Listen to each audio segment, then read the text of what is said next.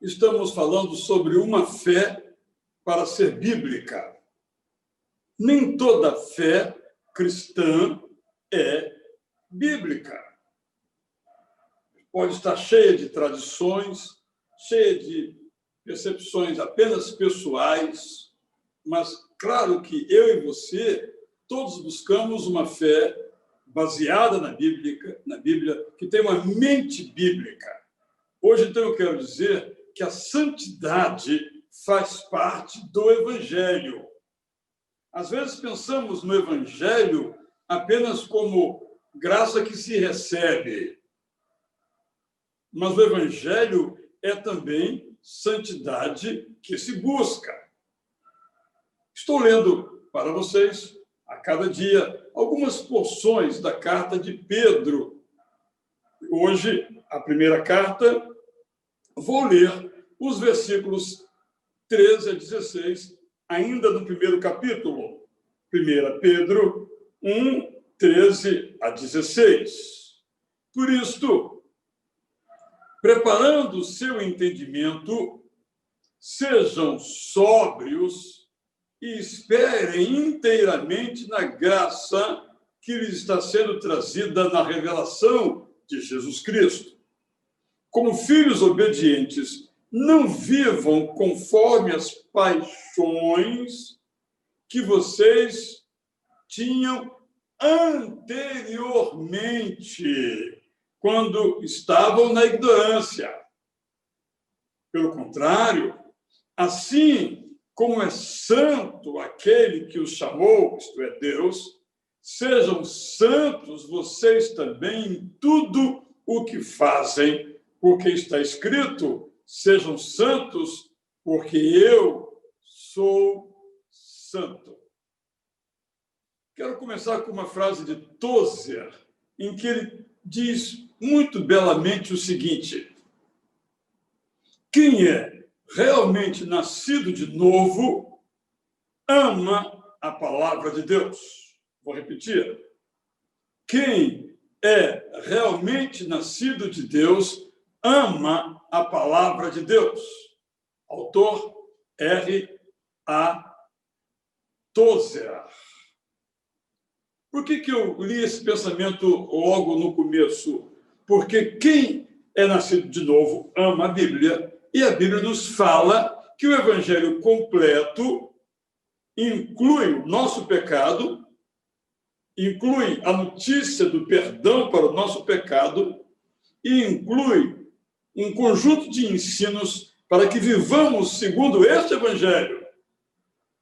E viver segundo este Evangelho é viver o caminho da santidade. Nós não somos salvos porque somos santos. Nós buscamos ser santos porque somos salvos. Parece elementar e é. Mas há pessoas que acham que nós temos que nos esforçar muito para Deus olhar, então, para o nosso esforço e nos salvar. Estão erradas. E há pessoas que também, talvez não digam, mas vivem, uma vez que eu fui salvo, a minha salvação já foi selada pelo Espírito Santo, eu posso viver do modo que eu quiser. Errado.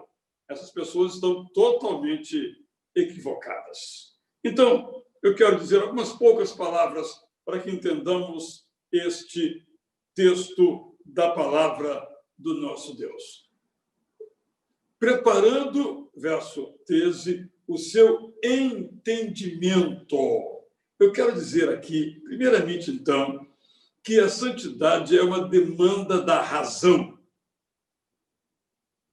Não é algo de emoção, é razão. Vem da nossa reflexão, da nossa meditação. Quando nós percorremos toda a Bíblia, nós temos este mandato para nós, essa instrução para nós. E nós, então, podemos tomar a decisão, por nossa razão, não apenas pelo desejo, de viver segundo aquilo que Deus quer de nós, Ele que é santo e quer que santos sejamos. Então, essa é a primeira verdade que deve ficar muito clara. É algo que tem que começar aqui na nossa cabeça. Nós temos que resolver esse problema teológico. tem problema? Não, eu estou salvo, faço o que eu quiser. Vamos resolver isso, usar a cabeça, a mente, raciocinar, pensar, entender. Por isso que eu digo que a santidade começa com a razão. É uma decisão racional. E ela se desenvolve na sobriedade. Sobriedade aqui não tem a ver com não beber álcool, está incluído, mas sobriedade aqui é exatamente algo que vem da serenidade. É algo que tem que ser, repito, refletido, pensado, comedido para nos pormos nesse caminho. Terceira verdade que quero dizer é que a graça de Deus tem que estar presente, isto é, a nossa santidade precisa da razão. Perdão, a nossa santidade precisa da graça. Sem a graça, nós não conseguimos ser santos. Tudo começou com a graça. Disse alguém, inclusive, que, na verdade, tudo começou com o pecado, o nosso pecado. É uma maneira de dizer. Reconhecer a nossa condição. Tendo pecado, Deus nos enviou a graça. Onde abundou o pecado, diz Paulo, superabundou a graça.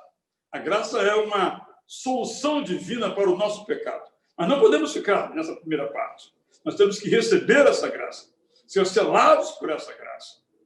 Mas depois temos que continuar na trilha dessa graça. Por isso, um dos meus textos prediletos é o de Tito, capítulo 3, verso 11, que diz que a graça nos ensina a santidade.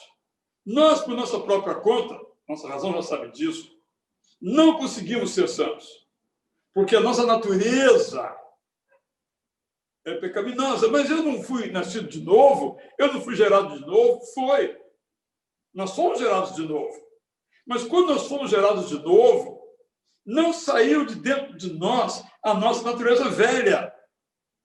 A nossa natureza anterior ao novo nascimento, a nossa natureza continua lá. Há dentro de mim, dentro de você, duas naturezas, que a Bíblia chama de natureza carnal e natureza espiritual. A natureza carnal é agir pelo impulso, pelo desejo, por aquilo que dizem que é certo, por aquilo que nos traz alguma recompensa. Mas a natureza espiritual é agir conforme a palavra de Deus, o ritmo da graça, o compasso da misericórdia divina. São duas naturezas. Qual vai vencer? Sonda-me, ó Deus. Qual que está vencendo? Purifica-me, Senhor. Isto é, vai achatando dentro de mim essa velha natureza.